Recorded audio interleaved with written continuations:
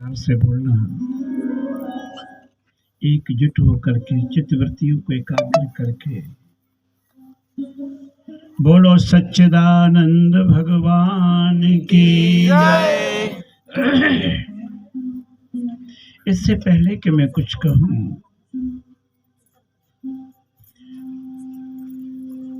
अपनी बात एक कहानी से शुरू करना चाहूंगा।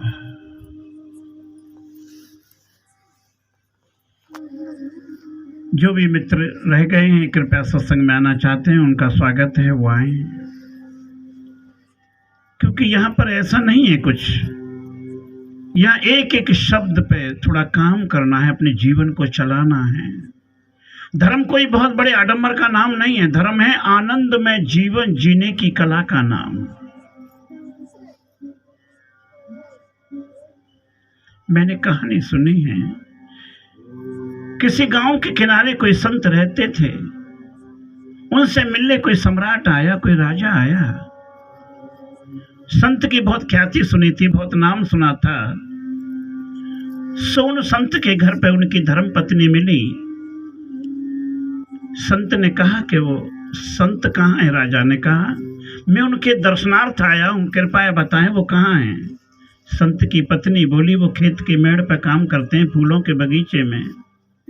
आप तनिक बैठ जाएं, मैं उनको बुला लाती हूँ। वो राजा बोला कि नहीं, बस मैं ऐसे ही खड़ा हूँ, आप जाओ उनको बुला लाओ। शिष्टाचार बस मानवता के नाते, इंसानियत के नाते संत की पत्नी कुटिया के अंदर गई, एक चटाई निकाल के लाई, चटाई बिछाई, कहा कि आप इस पर बैठ जाओ। वो राजा बोला कि नहीं, इसकी तकल्लुफ की कोई जरूरत नहीं, मैं ऐसे ही टहल रहा हूँ, आप जाओ उनको बुला लाओ। संत की धर्म पत्नी गई, संत को कहा आपसे मिलने कोई सम्राट आया है, कोई राजा आया है। संत ने वही खुरपी छोड़ी और वो चल दिए। मार्ग में चलते संत की धर्म पत्नी ने कहा क्यों जी, एक बात समझ में नहीं आई, यह जो राजा आपसे मिलने आया है, इसको मैंने बार बार आग्रह किया है बैठने का, ये राजा बैठता क्यों नहीं है? ये राजा बैठता क्यों नहीं है? मैं चटाई भी निकाल के लाई, मैंने चटाई बिछाई, कहा कि आप इस पर बैठ जाओ, ये फिर भी नहीं बैठा, इधर से उधर चहलकदमी कर ही रहा है, ये राजा बैठता क्यों नहीं है? संत बोले उनके बैठने योग्य स्थान हमारे पास नहीं है, इसलिए नहीं बैठा। उस राजा के बैठने योग्य स्थान हमारे पास नहीं है, इसलिए नहीं बैठा होगा। ये कहानी मैंने क्यों कही कि ये जो हमारा मन रूपी राजा जो है, ये भी कहीं और कभी बैठता ही नहीं है। ये घड़ी के पेंडुलम की तरह इधर से उधर चहलकदमी करता रहा है, कभी संकल्प कभी विकल्प,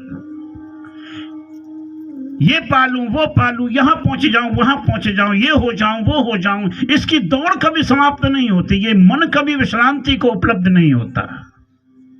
क्यों? क्योंकि इस मन को बैठने योग्य स्थान हमने दिया ही नहीं है। इस मन को बैठने योग्य स्थान हमने दिया ही नहीं है, और सिवाय पूर्ण परमात्मा के और कोई मन के बैठने का स्थान है ही नहीं। चलत कत मन टेढ़ो टेढ़ो रे, मन की चाल बड़ी टेढ़ी मेढ़ी है। अभी देखो इस गांव में आए, किसी का मन कहता होगा क्या करेंगे जाके। कोई आए बड़े बड़े दबे पैरों से आए कि देखते चल के क्या होता है। ये मन बड़ा चालबाज है। चलत कत मन टेढ़ो टेढ़ो रे, नौ द्वारे नरक भर मुदे है। मनुष्य है प्राणी, तेरे शरीर में 9 छिद्र हैं, 9 द्वारे हैं, इनमें सिवाय गंदगी के और कुछ भी नहीं है। तेरे 2 नासिका के छिद्र हैं, इनमें सिवाय नकार के कुछ नहीं आता है। 2 आंखें हैं तेरी, इनमें ठकार के अलावा कुछ नहीं आता है। 2 कान हैं, इनमें भी ठकार लुकार आता है। तेरे मुंह से थुकार आता है। मनमूत्र तू क्या करता है? तेरे शरीर में 9 द्वारे हैं, 9 छिद्र हैं। कबीर साहब कहते हैं कि 9 द्वारे नरक भर मुंह दे। तेरे शरीर में 9 द्वारे हैं, इनमें सिवाय नरक के और कुछ भी नहीं है। किसी का हाथ लग जाए, किसी थोड़ा सा कोई अपमान भरे शब्द कह दे, तब देखो कि मुझे जानता नहीं है। भैया तू स्वयं अपने आप को नहीं जानता कि तू कौन है, दूसरे से क्यों पूछ रहा है? बहन जी, इस बच्चे को लेके आप पीछे हो जाए।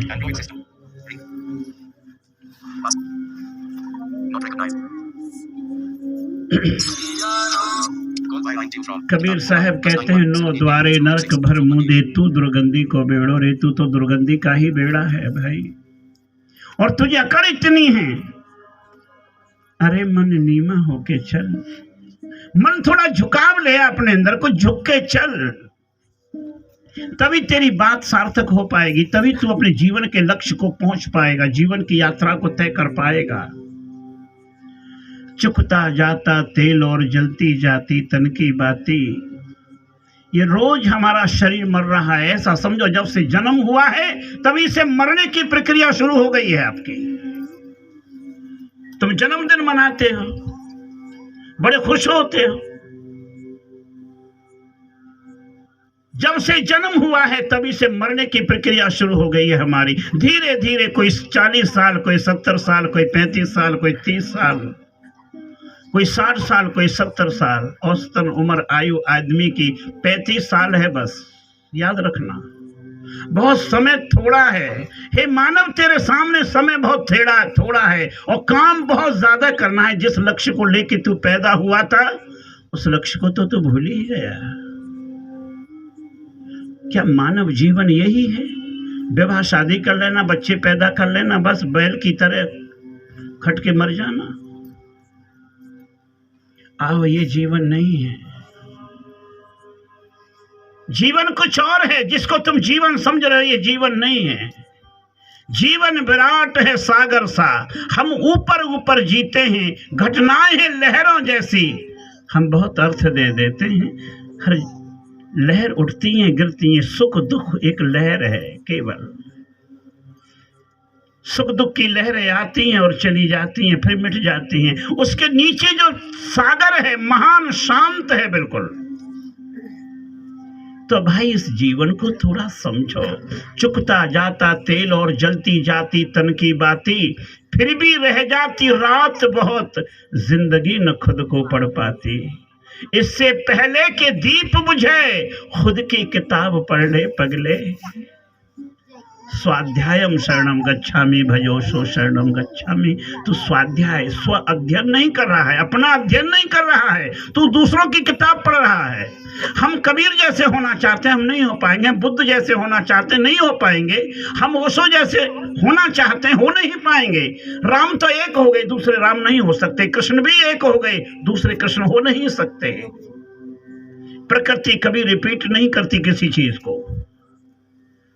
आओ, यहाँ जीवन के कुछ सूत्रों पे काम किया जा रहा है। मैं जीवन के सूत्रों से तुम्हें अवगत करा रहा हूं। थोड़ा जागो। टीवी पे गीत सुना होगा, वो कहते हैं ना, उठ जाग मुसाफिर भोर भई, अब रैन कहाँ जो सोबत है।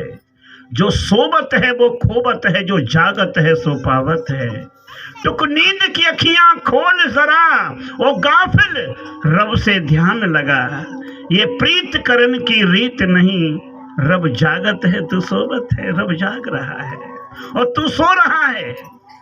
आओ भाई, ये जिंदगी ऐसे नहीं, इसमें कोई आनंद की उपलब्धि नहीं होगी। तुम्हें कोई शांति उपलब्ध नहीं होगी, कोई सुख नहीं मिलेगा।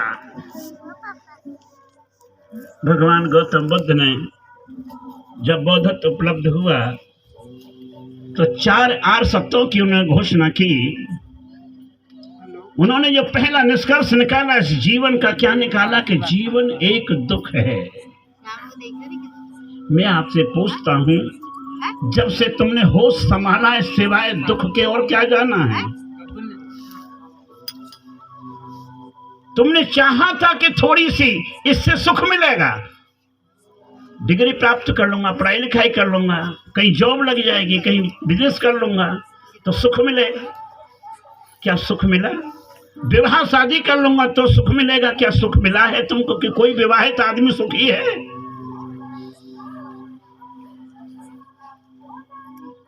बच्चे हो जाएंगे सुख मिलेगा, वही बच्चे मुंह पर थूकते हैं हमारे पर। कोई सुख नहीं है।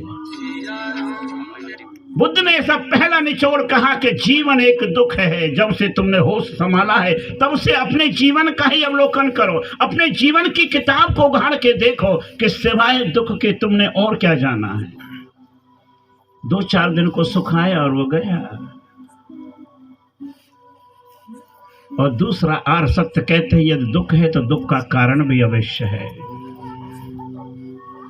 दुख का कारण भी है। और वो कारण क्या है? गौतम ने कहा भिक्षुओं सुनो, मन ही सुख दुख का मूल अहो। तुम्हारा मन ही सुख का कारण है और मन ही दुख का कारण है। तुम्हें छोड़ कोई और कारण नहीं है। तुम हमेशा दूसरे को कारण मानते हो, पत्नी को कारण मानते हो, पति को कारण मानते हो, अपनी संतान को कारण मानते हो, किसी और को कारण मानते हो। कोई कारण नहीं है सिवाय तुम्हारे। ये सुख दुख तुम्हारे मन के कारण है। तुमने जो चाहा था तुम वही हो गए हो। चाहे आज देखो जीवन में तुम सुखी हो तो सुख की तुमने चाहना की थी, अगर तुम दुखी हो तो तुमने भी दुख ही मांगा था। दुख हमारी ईजाद है, दुख हमने ऐसे बुलाया है निमंत्रण दे करके कि आ बैल मुझे मार। दुख कहीं है नहीं मेरे देखे, दुख है नहीं। सगल सृष्टि को राजा दुखिया, हरि को नाम जपत होई सुखिया। हरि से तुम विमुख हो गए हो भाई, हरि से तुमने कोई नाता संबंध नहीं बनाया अपना। तो भगवान दूसरा सत्य कहते हैं यदि जीवन दुखी है तो दुख का कारण है। और तीसरा आर्य सत्य कहते हैं यदि कारण है तो उसका निवारण भी अवश्य है। कोई कारण ऐसा नहीं जिसका निवारण न हो सके। और निवारण है तो एक अवस्था ऐसी है कि जीवन दुख रहित भी है। आओ उसी दुख रहित जीवन को हम यहाँ कहेंगे आनंद, क्योंकि परमात्मा 2 विरोधाभासों का नाम है। अगर हम कहते हैं सुख तो कहीं पृष्ठभूमि पर दुख भी तैयार खड़ा हुआ है। अगर हम कहते हैं शांति तो अशांति, जो शांति की खोज में चलोगे तो पहला जो तुम्हें मिलेगी वो अशांति ही मिलेगी, सामने आएगी।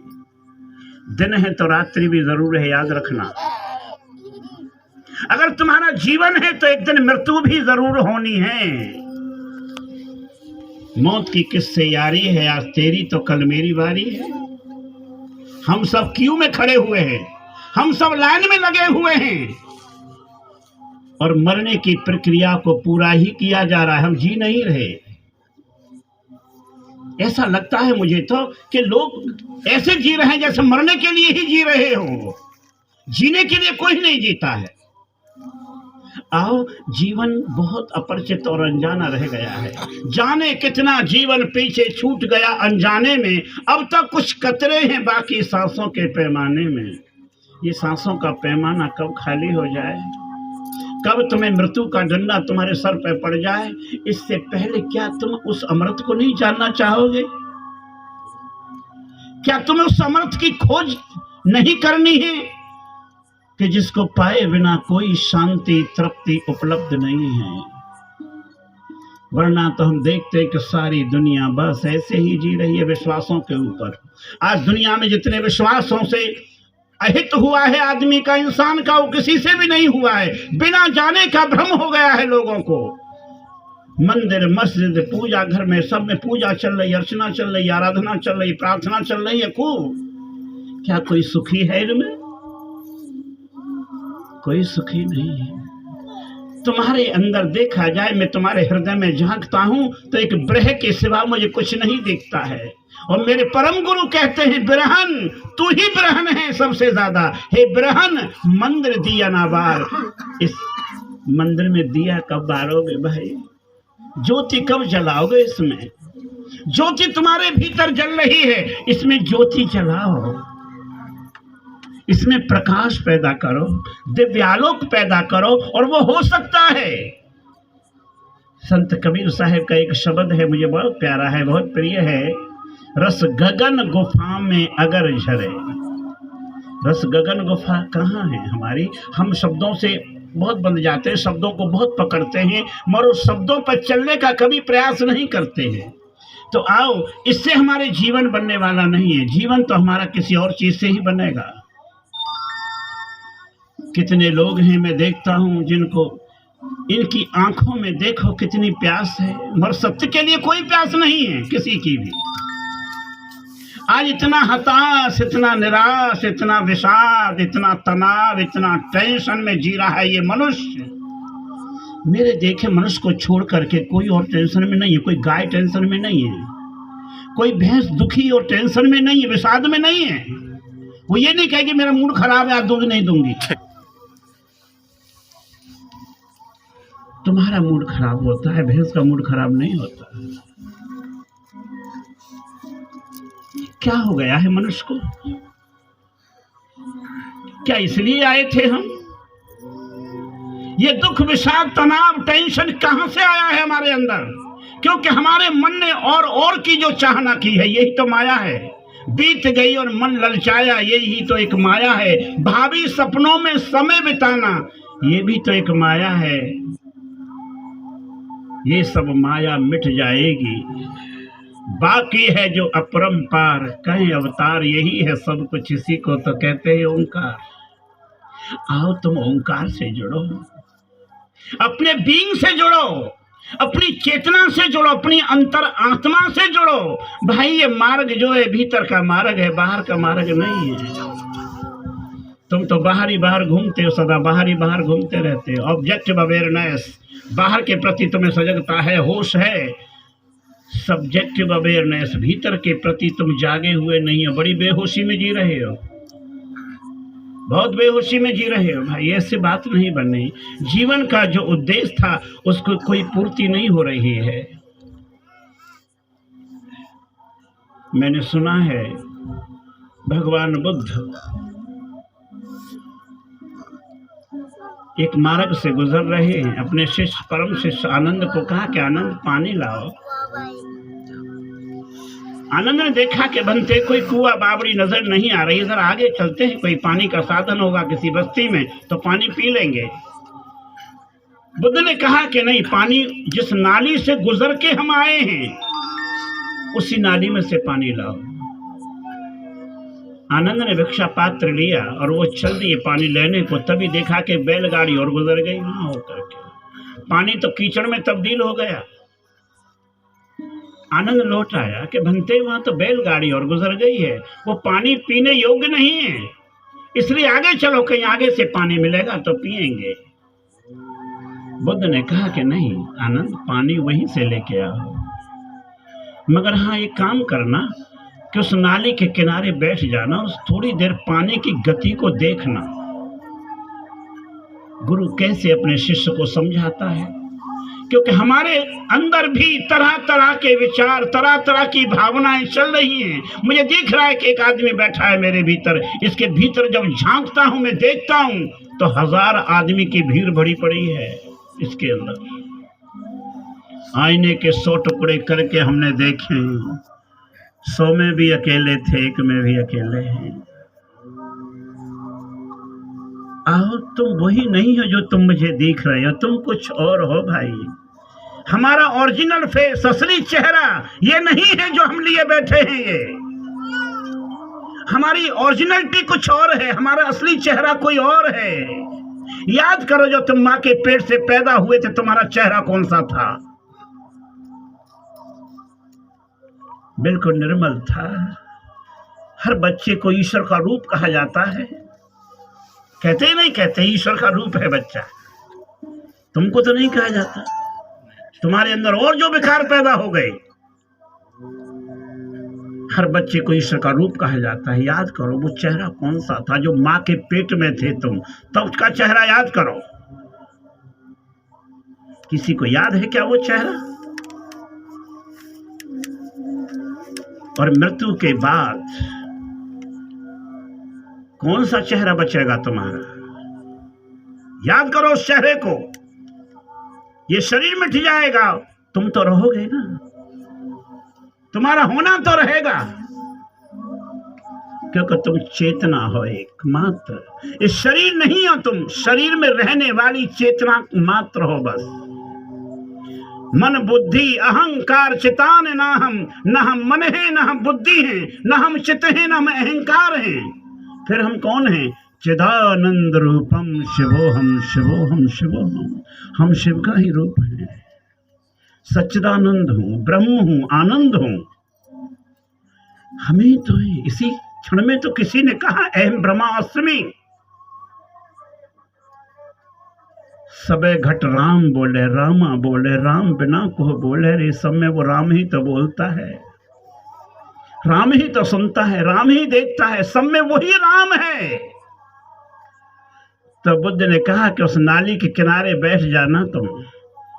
आनंद गया और नाली के किनारे बैठा है, भिक्षा पात्र को लेके अपलक उसे देख रहा है पानी को। थोड़ी देर में वो पानी जो है निथर निथर के मिट्टी के कण, रेत कण जो है वो नीचे बैठ गए और सूक्ष्म और साफ पानी, शुद्ध पानी उस पर बहने लगा। आनंद ने भिक्षा पात्र लिया और वो लेके चल दिए बुद्ध के पास। कहा कि बनते पानी लाया हूँ। कहाँ से लाया आनंद? कि जिस नाली से आपने कहा था मैं वहीं से लाया हूँ। आनंद कुछ देखा? कुछ देखा? आनंद कहता है कि भगवान मैंने देखा, जब बैलगाड़ी गुजर गई थी तो वो दूसरे तो हो गया था, पूरा पानी कीचड़ में तब्दील हो गया था और मैं देखता रहा कि धीरे धीरे धीरे धीरे धीरे धीरे वो रेत कण, मिट्टी के कण जो वो नीचे बैठने लगे हैं और शुद्ध और साफ पानी ऊपर बहने लगा। मैं उसी को लेके आया हूँ।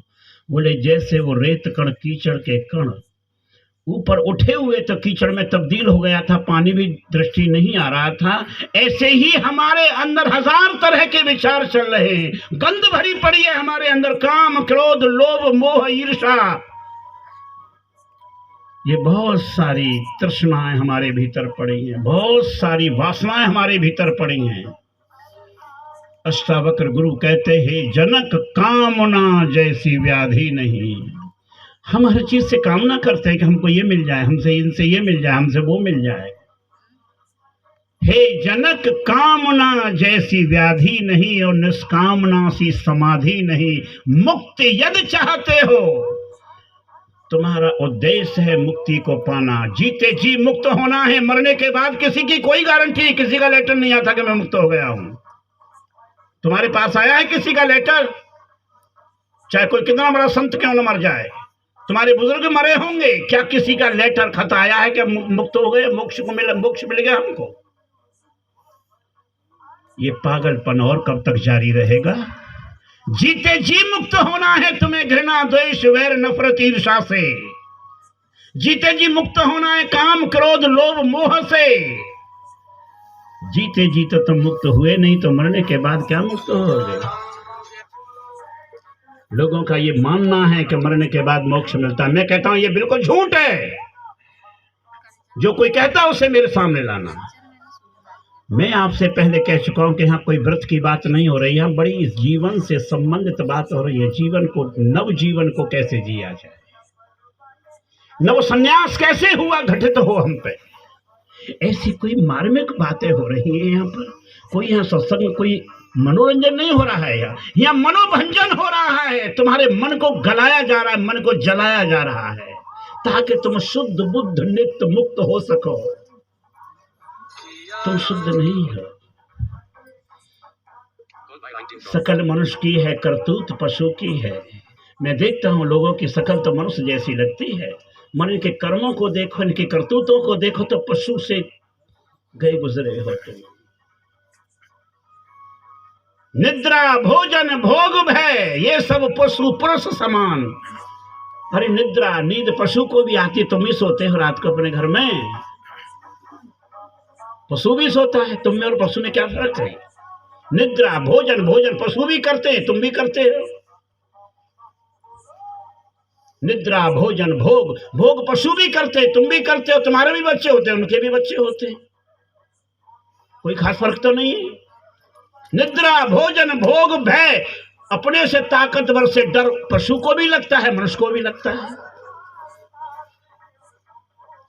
निद्रा, भोजन, भोग, भय, ये सब पशु पुरुष समान। ये पशुओं में और पुरुषों में समान समान हैं। इसमें एक बात ही एक श्रेष्ठ है जो संतों ने उसको उघाड़ा है। हमारे धर्मशास्त्र पुकार पुकार के बार बार उसी की बात कहते हैं, ज्ञान अधिक एक नरन में। ज्ञान पशु में नहीं है अच्छे बुरे का, वो मनुष्य में है, इसलिए मनुष्य सर्वश्रेष्ठ है। ज्ञान अधिक नरन में, ज्ञान बिना पशु जान। अगर ज्ञान नहीं है तुम्हारे अंदर, विवेक नहीं है तुम्हारे अंदर, वो प्रज्ञा विकसित नहीं हुई तुम्हारे अंदर, तो भाई फिर पशु ही तुमसे अच्छे हैं, पशु ही अच्छे हैं उनसे। सोचो, अपने जीवन को तनिक देखो, अपने भीतर झांको।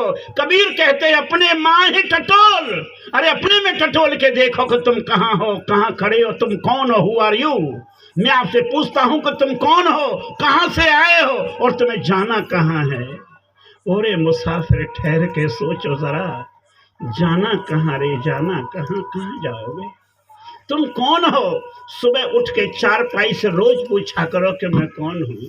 यहाँ तो मुझे पता है कि तुम इस गांव से आए हो और लौट करके फिर गांव चले जाओगे, अपने घर चले जाओगे, भूल जाओगे सब, हाथ झाड़ के सब चल दोगे उसे। मगर मैं तुम्हें एक टिप्स दे रहा हूं, अपने आप से सुबह उठ करके ताजगी में, तरोताजगी से भरे हो। जब पूछना कि मैं कौन हूं, इस शरीर में हूं तो मैं कौन हूं और मैं कहां से आया हूं और मुझे जाना कहां है। जिस दिन इस बात का पता चल गया उस दिन तुम मुक्त हुए। मगर इसको रोज पूछते चले जाना कि मैं कौन हूं, मैं कौन हूं, मैं कौन हूं, मैं कौन हूं, कहां से आया हूं इसने विराट अस्तित्व में, और फिर मुझे कहां चले जाना है। और फिर कभी मेरा आगमन हुआ छिंदवाड़ा में, तो फिर डॉक्टर साहब की मेहरबानी से मैं आया हूं यहाँ पर। फिर मैं आपसे पूछूंगा कि अपने आप से पूछो कि तुम कहां हो, फिर अपने से पूछना कि हम कहां हैं इस वक्त। अब कहां हूं, कहां नहीं हूं मैं, अब कहाँ हूँ। एक उर्दू शायर ने बड़ी प्यारी गजल लिखी है, अब कहाँ हूँ, कहाँ नहीं हूँ मैं, जिस जगह हूँ वह नहीं हूँ मैं। कोई आवाज दे रहा है मुझे, कोई आवाज दे रहा है मुझे, कोई कह दे यह नहीं हूँ मैं हवा हूँ कहाँ वतन मेरा, मैं हवा हूँ कहाँ वतन मेरा, न ये दस्त मेरा न ये चमन मेरा, मैं हवा हूँ कहाँ वतन मेरा। ये हमारी ओरिजिनलिटी, ये हमारा असली फेस, ये है असली चेहरा हमारा।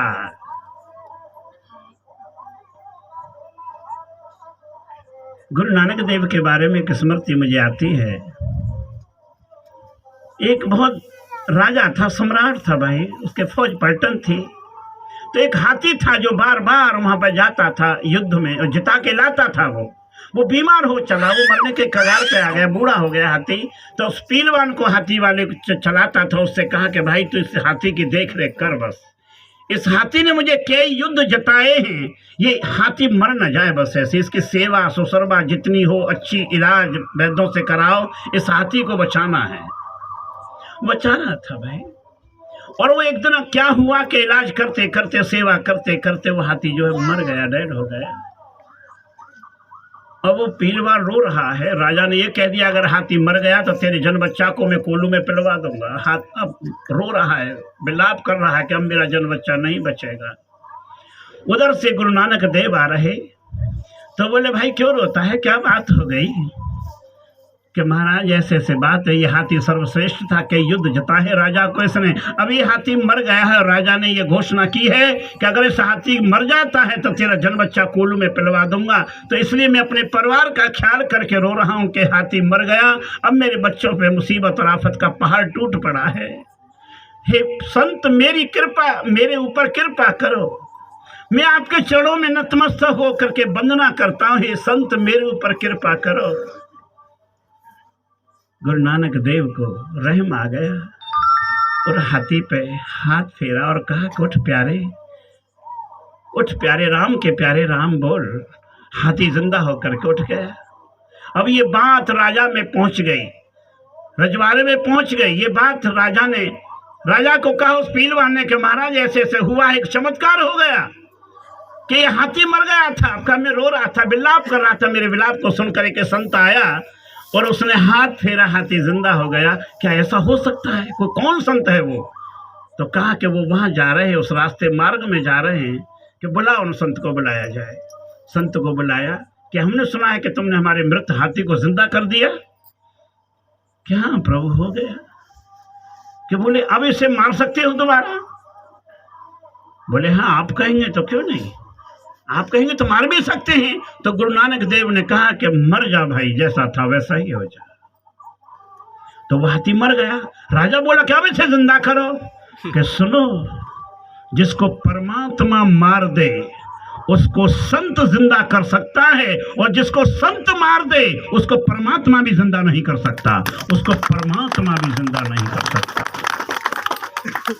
संत की इतनी बड़ी महिमा है।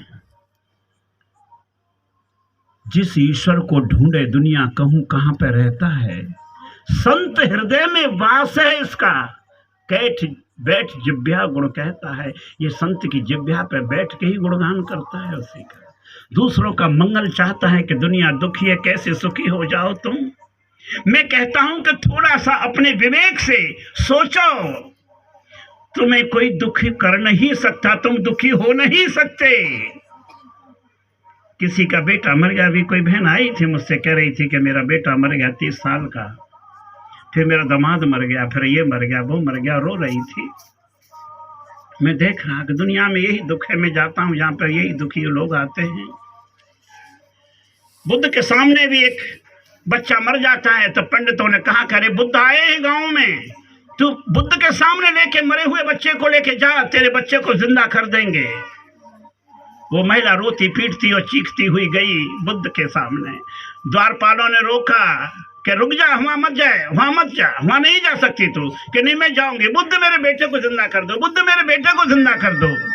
बुद्ध ने कहा आने दो इसको, आने दो। वो रो रही है बेहाल होकर के, बच्चा आगे रख दिया। कहा कि बुद्ध मैंने सुना है कि तुम मृत व्यक्ति में भी प्राण फूंक देते हो। हे बुद्ध मेरा बेटा मर गया है, मेरा एक ही बेटा था, इसे जीवन प्राण दे दो। बुद्ध ने कहा कि तू घबरा मत, तेरा बेटा जिंदा हो जाएगा। तो वो महिला जो खुश हो गई, आंसू पोंछ रही है, उसने कि कैसे बुद्ध, कैसे जिंदा हो जाएगा मेरा बेटा? बोले इस गांव में सरसों होती होगी। बोले सरसों का गांव में बहुत सरसों होती है, कि तू एक मुट्ठी दाने ले आ कहीं से जा सरसों के। वो महिला जैसी उठ के भागी। बुद्ध ने कहा कि रुक, जिस घर में कभी कोई मृत्यु न हुई हो ऐसे घर से सरसों के दाने लाना, जिस घर में कोई कभी न मरा हो।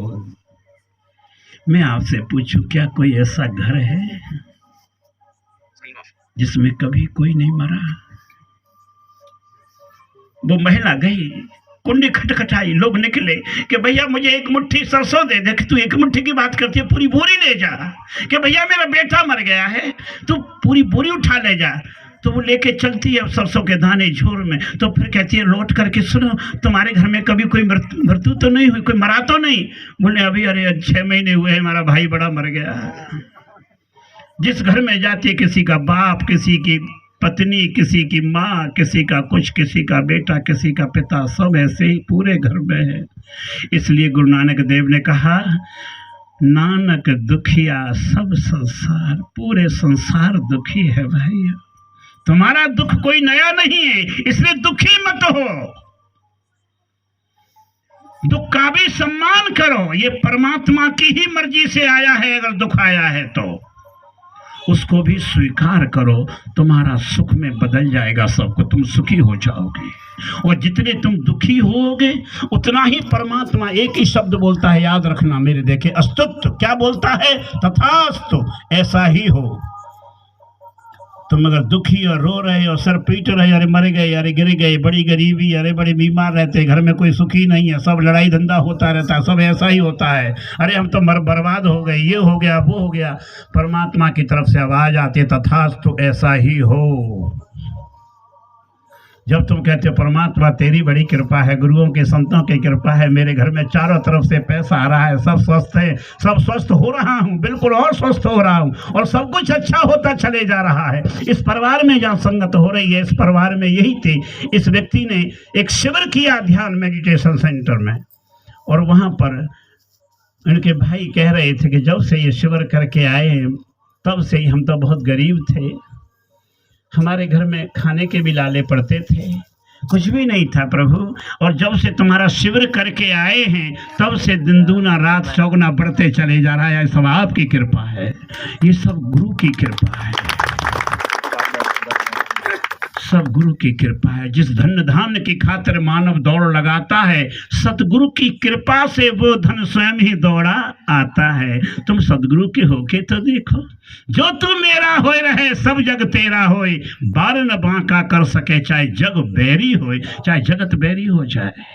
आओ, ये संतों का प्रमाण है हमारे अंदर, मगर हम तो अपने मन के मते ही चलते हैं, मनमती में ही ज्यादा चलते हैं। ये गीत है ना, मन मत डुबोए गुरु मत तारे, तू चलना मेरे मन गुरु के सहारे, मन मत डुबोए, मन मत तुम्हें डुबोएगी हमेशा, कभी सुखी नहीं होगे भाई। सुख के कुछ राज रहस्य बता रहा हूं, तुम सुखी हो जाओगे, तुम दुखी ये शब्द छोड़ दो कि हम दुखी हैं, इन शब्दों को मत दोहराओ, मत दोहराओ, वरना तो हम देखते हैं कि लोग इसी को दोहराए चले जा रहे हैं, सब दोहराए चले जा रहे हैं।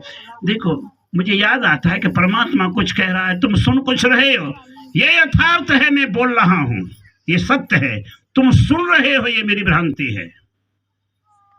क्योंकि अर्थ लेने में तुम स्वतंत्र हो, कोई भी अर्थ ले सकते हो, जो कहा जा रहा है वही नहीं सुना जा रहा, कुछ और सुन रहे हो तुम।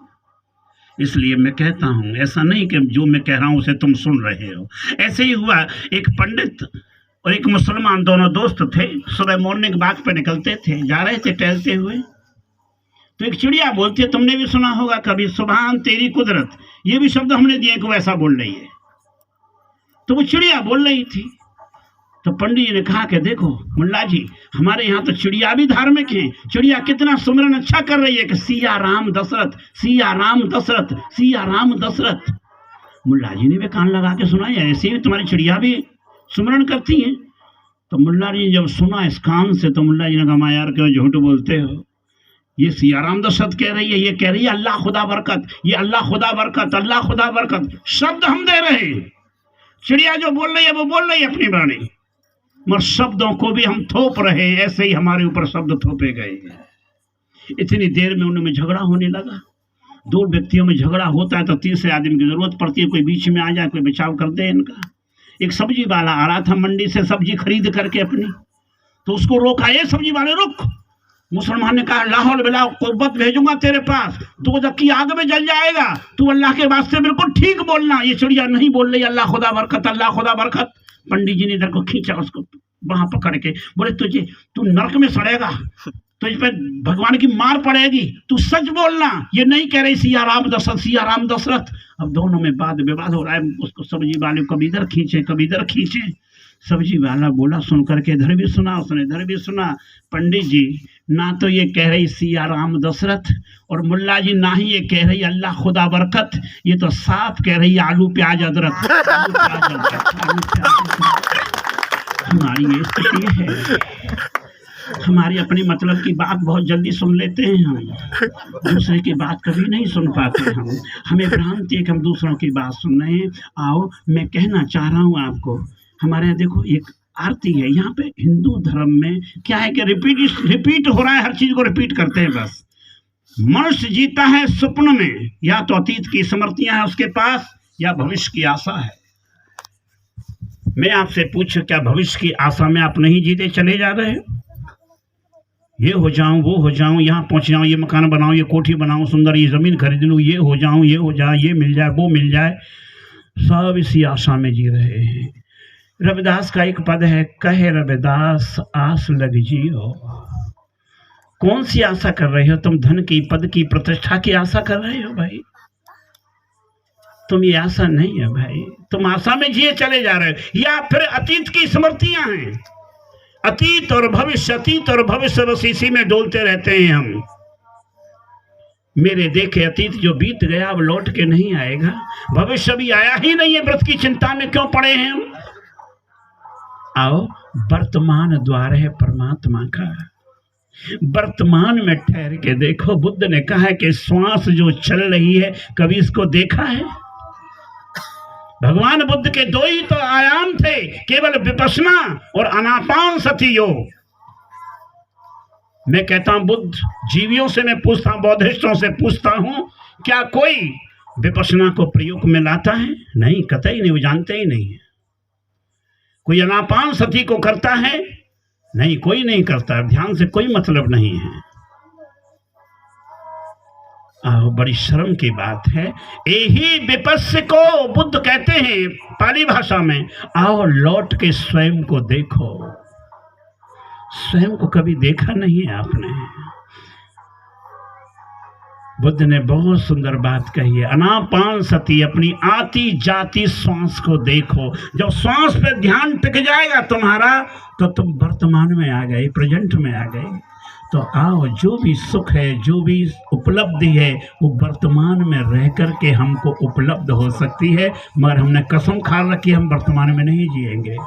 हम तो आरती मंदिरों में रोज गाते हैं। देखो यहाँ पे भी आरती हो रही है, अभी माइक में आवाज आ रही है, ओम जय जगदीश हरे, स्वामी जय जगदीश हरे, गा रहे रोज। उसमें एक बोलता है, भक्त भगवान के मंदिर के सामने खड़ा है, सर्वेश्वर, हृदयेश्वर, गोपेश्वर, राजेश्वर, परमेश्वर।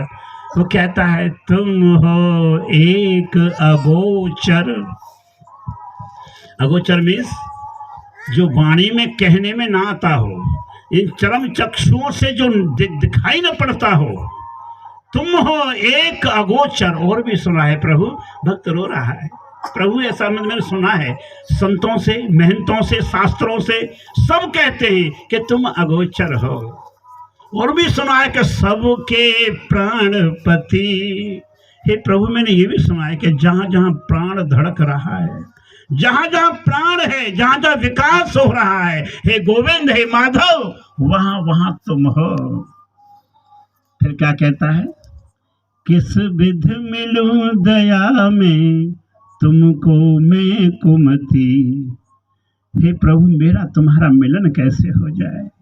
अब कोई मुझे रास्ता बता दो। वो तो मैंने सुनी है पहली बात कि तुम अगोचर हो, सबके प्राणपति हो।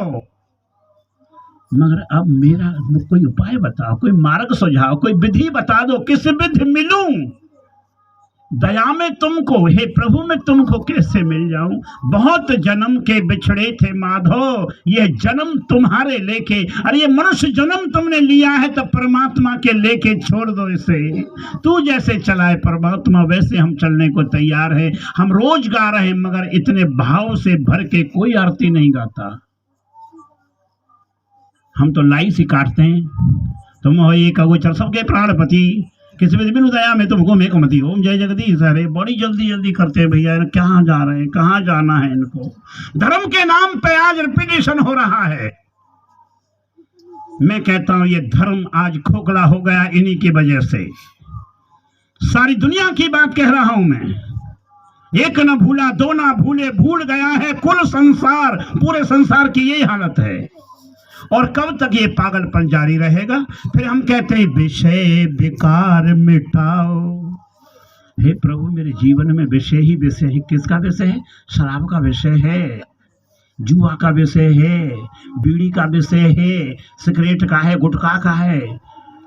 कहीं शादी करने भी जाते हो तो कहते हो लड़का गुटखा तो नहीं खाता, कि नहीं गुटखा भी नहीं खाता है जी, बड़ा अच्छा है। परमात्मा से भी तुम कहते हो विषय विकार, मेरे अंदर विकार युक्त हूं मैं, विकार ही विकार पैदा हो गए। हे भगवान, मेरे विकारों को दूर करो, मेरे विषयों को दूर करो। विषयासक्त हो गया हूं मैं।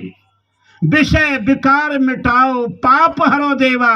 हे गोविंद, मुझसे सिवाय पाप के कुछ अच्छा पुण्य कर्म नहीं होता है, कभी पुण्य कर्म होता नहीं है। भक्त रो रहा है भगवान के सामने, विषय विकार मिटाओ, पाप हरो देवा। हे गोविंद, मेरे त्रितापों को दूर करो। एक तो पीछे करके आया हूं, उसका फल भोग रहा हूं, यहाँ अब भी पाप ही कर रहा हूं, और आगे की तैयारी भी मेरी पापों की ही चल रही है। पुण्य कर्म कभी मुझसे होता नहीं है। फिर क्या कहता है, श्रद्धा भक्ति बढ़ाओ। क्या बढ़ाओ जीवन में? श्रद्धा। क्या बढ़ाओ? श्रद्धा। श्रद्धा है तुम्हारे भीतर? क्या भक्ति है? मेरी तुम्हारी बात हो रही है, किसी कोई शास्त्र नहीं पढ़ रहा मैं। मेरे तुम्हारे जो बीच घट रहा है उसको सत्य मानना। मैं कहता हूं बुद्ध पे चलता हूं मैं। हे आनंद, इसलिए विश्वास मत करना कि 10,000 राजघराने से लोग मेरे पास आए इसलिए ये सुनना है, ये विश्वास कर रहे तू भी कर ले। नहीं, मत करना। हे आनंद, इसलिए विश्वास मत करना कि राजघराने के लोग, राजे महाराजों के राजकुमार आ रहे हैं मेरे पास, इसलिए भी तू भरोसा विश्वास मत कर लेना। और मैं तथागत गौतम बुद्ध मैं कह रहा हूं, इसलिए भी तू विश्वास मत कर लेना। तेरे अनुभव में जो खरा उतरे तू उसी पे विश्वास करना। मैं पूछता हूं, जब हम कहते हैं कि विषय विकार मिटाओ पाप हरो देवा, क्या हमारे विषय मिट गए हैं? विकार मिट गए हैं? पाप नहीं हो रहे हमसे? झूठ फरेब चालाकी हम नहीं कर रहे? दूसरे के धन में हमारी आसक्ति नहीं है?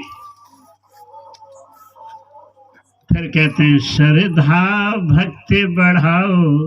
ये तो नहीं कहते बीड़ी पीना बढ़ाओ, शराब पीना बढ़ाओ। क्या मांगते हो? श्रद्धा भक्ति बढ़ाओ संतन की। तुम किसकी सेवा करो? दुर्जनों की, शराबियों की। जीवन का सत्य भाई ये नहीं है जो तुम समझ रहे गा रहे हो, रोज गा रहे हो तुम। इससे कुछ होने जाने वाला नहीं है। याद रखना मेरी बात को। जहां थे वहीं रह जाओगे। आगे उठना है तो ऊपर उठो, अपनी चेतना को बियॉन्ड माइंड, अपने मन से ऊपर उठो। मन से ऊपर उठ के ही तुम जानोगे कि सत्य क्या है, ध्यान क्या है। तो हमारे यहाँ ध्यान की प्रक्रिया दी जाती है। ध्यान को जो उपलब्ध हो जाता, तथागत गौतम बुद्ध का जीवन ध्यानस्थ रहा, पूरे ध्यान में ही उनका जीवन बीता। जिस ऋषि ने भी, अगर हम तस्वीरें देखते हैं, सब में ध्यान की प्रक्रिया को बढ़ाया गया है। तो आओ ध्यान में तुम गहरे उतरो, ध्यान को तुम पाओ, तुम ध्यानस्थ हो जाओगे, तुम्हारी सुख सुविधा सारी सब कुछ उपलब्ध तुमको हो जाएंगे। तुम सुखी हो जाओगे भाई, तुम शांत हो जाओगे। भीतर आत्मा की शांति तुम्हें उपलब्ध हो जाएगी, क्योंकि तुम्हें आत्म शांति नहीं है। आत्म ज्ञान बिना नर भटके, कोई मथुरा कोई काशी। जैसे हिरन नाभ कस्तूरी, बन बन फिरे उदासी। पानी में मीन प्यासी, मुझे सुन आवे हंसी। पानी में मीन प्यासी है, पानी में रह के कह रही है मीन पानी कहाँ है? आगे पीछे पानी, उसके ऊपर नीचे पानी, उसके बच्चे भी पानी में हो जाते, उसका क्रियाक्रम सब पानी में हो जाता, 5 ग्रहण संस्कार भी सब पानी में हो जाता, राम नाम सप्तमी पानी में हो जाता। वो पूछती है पानी कहाँ है? ऐसे ही रे मनुष्य, तू भी इस पार ब्रह्म निराकार परमात्मा में रह रहा है, तुझे पता नहीं है। हर साजन सबके निकट खड़ा, हरि तेरे निकट है भाई, हरि तेरे निकट है भाई। हरि को पहचान, अंग के संग रहो सावरिया, मोए खबरिया ना रही। हमें खबरी नहीं है, अंग के संग रहा वो हमसे। आओ एक उदाहरण और दे रहा हूँ, इसके बाद में अपनी वाणी को विश्राम दूंगा। मेरी देखिए, आपको अगर कुछ मिला है, इन छोटी छोटी बातों में कुछ इशारे भी मैंने किए हैं, इन इशारों को पकड़ना। मेरी शब्दों को मत पकड़ना, कुछ इशारों को पकड़ना, कुछ अपनी अनुभूति को बढ़ाना, कुछ अनुभव को बढ़ाना अपने को। क्योंकि परमात्मा अनुभव गम्भ है, अनुभव से जाना जाता है। ये गुरु नानक देव एक दिन ऐसे ही जा रहे हैं, उनके 2 शिष्य थे, बाला और मर्दाना। जैसे कबीर साहब के धनी धर्मदास रहे, एक कमाल साहब रहे, बस 2 ही शिष्य उनके रहे। तो गुरु नानक देव के 2 शिष्य हैं, बाला और मर्दाना। एक दिन ऐसे ही जा रहे हैं, संत को मौज आ गई, रमज आ गई। संत ने कहा कि भाई बाला, मौत कितनी दूर है? मौत कितनी दूर है? तो बालाजी ने कहा कि सच्चे बादशाह है सदगुरु, तेरी तू ही जाने, हम तो इतनी जानते हैं कि आज का भोजन किया है, कल का भोजन कर पाए न कर पाए। गुरु नानक देव ने कहा कि भाई तू मौत को बहुत दूर समझ रहा है, मौत तो बहुत नेरे, बहुत पास है, इतनी दूर नहीं है मौत। कहते मर्दानिया तुस्सी दस्सो है, मर्दानिया तुम बताओ मौत कितनी दूर है? मर्दाना बोला है सच्चे बादशाह कलियुगी जीव है, अल्पमति है, अपनी बुद्धि अनुसार इतना कह सकते हैं कि आज सुबह का सूरज चढ़ते देखा है, शाम का अस्त होते देख पाए कि न देख पाए। कहते तू भी मौत को बहुत दूर समझता है। भाई मौत इतनी तो दूर नहीं है, मौत तो बहुत पास है, बहुत पास है। कह रहे महाराज आप ही कृपा करो, आप ही बताओ। तो गुरु नानक देव कहते हैं आदमी है एक दमी, दम आ गया तो आदमी, वरना तो फिर ये मिट्टी है। एक सांस जो भीतर गई है ये तुम्हारा जीवन है, और जो सांस बाहर गई कार्बन डाइऑक्साइड गैस वो तुम्हारी मृत्यु है। हर सांस, दोनों सांसों के पे जीवन खड़ा हुआ है, याद रखना। दो सांसों के बीच में जीवन खड़ा हुआ है। हर आती हुई सांस तुम्हारा जीवन है, ऑक्सीजन तुम्हें प्राप्त होती है, जीवन को लेके जाती है। प्राण ऊर्जा है उसमें, प्राण एनर्जी है। और हर जाती हुई सांस तुम्हारी मृत्यु घट रही है। एक सांस अंदर गई, पता नहीं अब लौट के बाहर आवे कि ना आवे। और जो सांस बाहर चली गई, अब कोई गारंटी है लौट के फिर दोबारा भीतर आए कि ना आए। एक उर्दू शायर ने बड़ी प्यारी बात कही है, दोनों सांसों के बीच में जीवन है। ये एक सांस आप तुम सामान्य से थोड़ी गहरी सांस लेते हो, और जब छोड़ते हो सांस तो दोनों सांसों के बीच में गैप आता है। आपने सांस भरी और अब छोड़ोगे तो उसको जो टर्न करोगे, लोगे तो एक हल्का सा गैप आएगा, उसमें ठहराव आएगा। कभी उस सांस के गैप में ठहरे हैं आप लोग? कभी नहीं ठहरे, क्योंकि तुम इतनी फुर्सती नहीं बच्चे पैदा करने से, बस खाने कमाने से, बस यही जानते हो। एक उर्दू शायर ने बड़ी प्यारी बात कही है, आदम में जब तक दम न था, ये खाक था आदम न था। खाक कहते मिट्टी को, ये मिट्टी तो था। अब बैठे बैठे मैं यहाँ से चला जाऊं, मेरी चेतना निकल जाए, आप कहोगे स्वामी जी तो गए भैया, अब इनकी मिट्टी रह गई है, मिट्टी को पहुंचाओ, यही कहोगे ना। आदम में जब तक दम न था, ये खाक था आदम न था। आदम में आके दम हुआ, ये खाक से आदम हुआ। ये खेल सारा दम का है, और ये दम भी उसी हमदम का है, इसलिए आदमी है बेनज़ीर। आओ, ये सांस जो चल रही है यही तुम्हारा दम है। अगर यही निकल गया तो फिर तुम नहीं, हम हमें नहीं। आओ, सांसों की माला पे सुमिरू में पी का नाम, अपने गोविंद का नाम, अपने प्रीतम का नाम अपनी सांसों पे ही रखना सदा, क्योंकि श्वास से बड़ा और कोई महत्वपूर्ण आयाम नहीं है। ये श्वास स्थूल है, हालांकि मेरे देखे ये सूक्ष्म है, बहुत ज़्यादा सूक्ष्म है, मगर ये श्वास शरीर में सबसे ज़्यादा स्थूल है।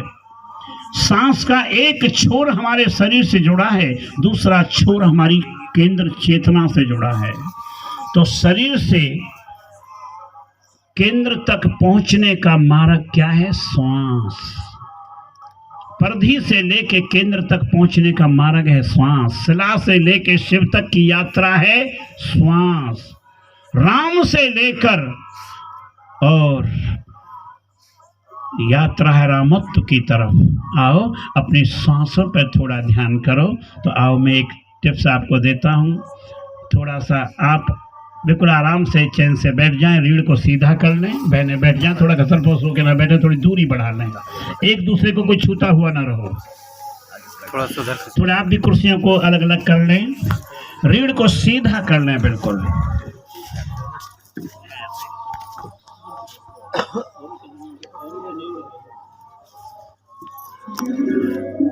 ये ज्ञान मुद्रा बना लें।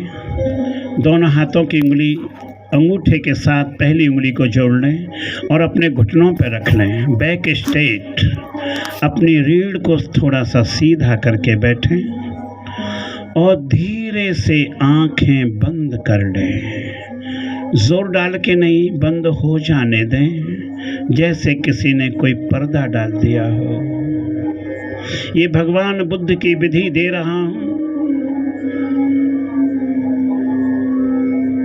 अपनी सारी चित्तवृत्तियों को एकाग्र करके अपने शरीर पे आओ, अपने शरीर का अवलोकन करो, शरीर का निरीक्षण करो, पैरों से लेके सर तक और सर से लेके पैरों तक।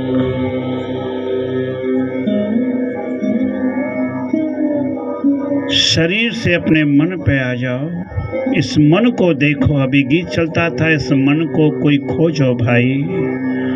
हे भाइयों, इस मन को खोजो, मन कहाँ रहता है? क्या है ये मन?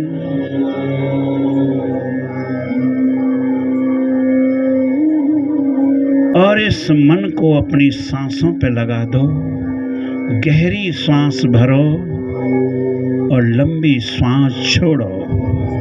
सामान्य से थोड़ी गहरी सांस भरो और लंबी सांस छोड़ो। सांस छोड़े तो छोड़ते ही चले जाएं, अगर भरे तो भरते ही चले जाएं। अपनी सांसों पे पूरा ध्यान रहो, होश हो, बोध हो। कोई भी श्वास बेहोशी में न चली जाए। श्वास बहुत बड़ा विज्ञान है। हर श्वास के प्रति जागे रहना, हर श्वास के प्रति जागो।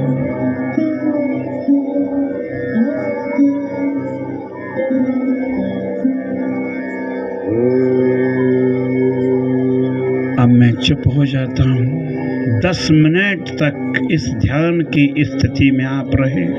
मैं वादा करता हूँ, अगर आपने पूर्ण ईमानदारी से इस विधि को किया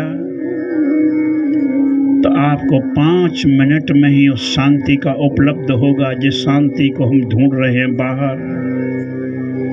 शांति हमारे भीतर है, बाहर नहीं है। सुख हमारे भीतर है, बाहर नहीं है।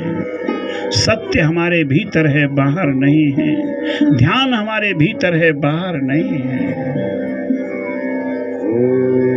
बहुत ईमानदारी से संपूर्ण जागरूक होकर के सांस पे ध्यान, केवल सांस।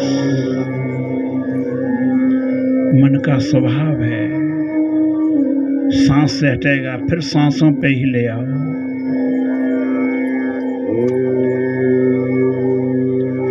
सांसों पे ध्यान, केवल श्वास,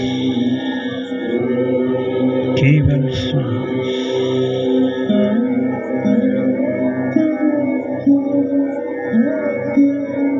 बहुत सुंदर, बहुत अच्छा। आप लोग बड़ी तल्लीनता से कर रहे हैं इसे। और थोड़ी गहराई बढ़ा दें।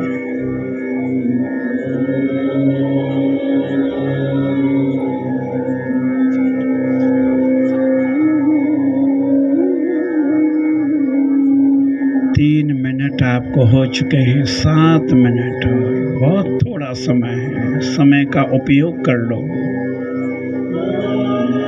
सदुपयोग यही है, यही सत्संग है। श्वास सत्य है और उसके साथ हम ध्यान को जोड़ रहे हैं, यही सत्संग है।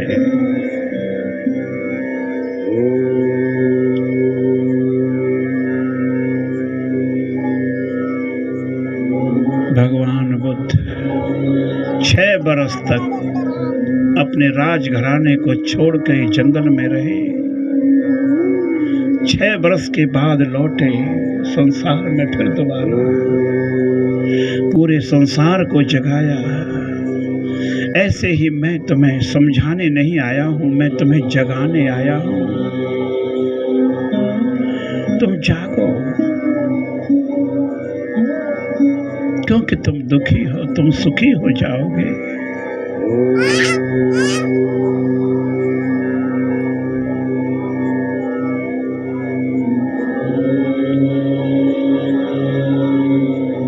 पाँच मिनट हो गए हैं आपको, 5 मिनट और गहरी। अब देखें अपने अंदर क्या कोई विचार है, कोई विषय है, कोई कामना है, कोई वासना है। नथिंग, कुछ भी नहीं है। शुद्ध खालिस। तुम बुद्ध हो, तुम शुद्ध हो, तुम मुक्त हो, अभी और यहीं पर।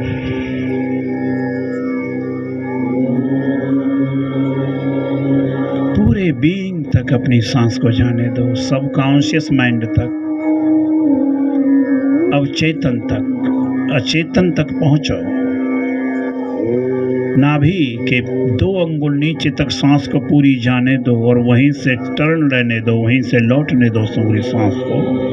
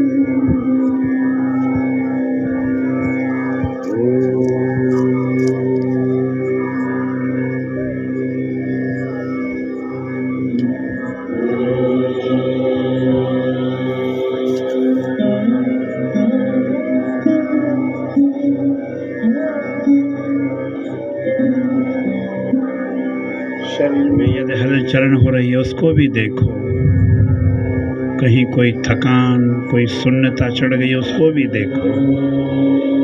केवल हर चीज को देखो अपने भीतर। तुम साक्षी मात्र हो, तुम दृष्टा हो।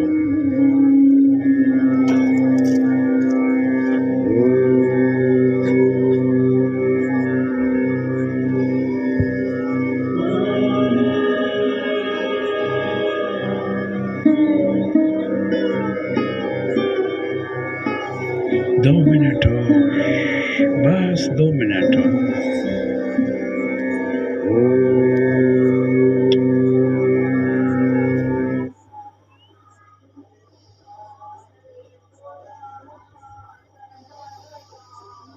पूरे सब तरफ से ध्यान हटा के केवल सांस पे ध्यान। 1 मिनट और रहा है अभी।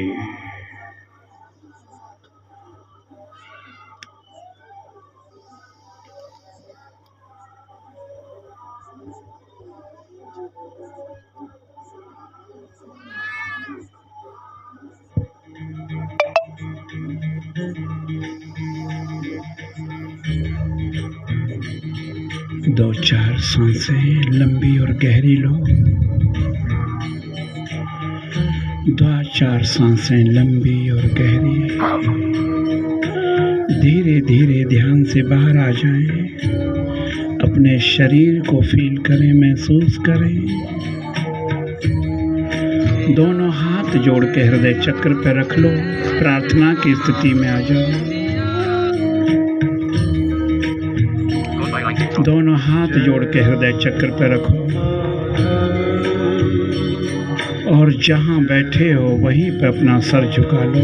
अहोभाव से भरकर झुक जाओ 2 क्षण उसके चरणों में। हर जगह उसी के चरण हैं, वही है, वही है। तत्त्वमसि श्वेत केतु, तू भी वही है, तू भी। ठीक उठ के बैठे, अपने दोनों हाथों को रगड़ें। इसकी उष्मा से, इसकी गर्मी से अपनी आंखों को हल्का सेक दें। चेहरे पे हाथ घुमाते हुए हाथों को नीचे करें और हल्के हल्के झूमें। जय कुंज बिहारी, जय राधा माधव, जय कुंज बिहारी, जय राधा माधव, जय कुंज बिहारी, जय गो। झूमे हल्के हल्के, सभी जीवन है। जय आज मेरे गुरु ने हंसता हुआ धर्म दिया है, नाचता हुआ धर्म दिया है। सीरियस मत होना, नीरस मत हो जाना कहीं पे, आनंद से जीना, जीवन में आनंद को मत भूलना, क्योंकि तुम आनंद स्वरूप हो। जय राधा माधव जय कुंज बिहारी, जय राधा माधव गाओ तुम गाओ, जय कुंज बिहारी।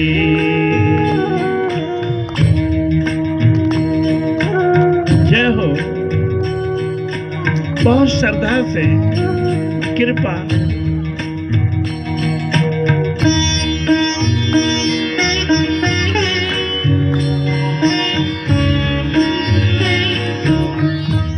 ये गांव वृंदावन हो जाए। यशोदानंदन ब्रज जन रंजन, यशोदानंदन ब्रज जन रंजन, यशोदानंदन ब्रज जन रंजन, यशोदानंदन ब्रज जन रंजन, यशोदानंदन ब्रज जन रंजन, यशोदानंदन ब्रज जन रंजन, यशोदानंदन ब्रज जन रंजन, यशोदानंदन ब्रज जन रंजन, यशोदानंदन ब्रज जन रंजन, यशोदानंदन ब्रज जन रंजन, रमण तीर ब्रह्मचारी।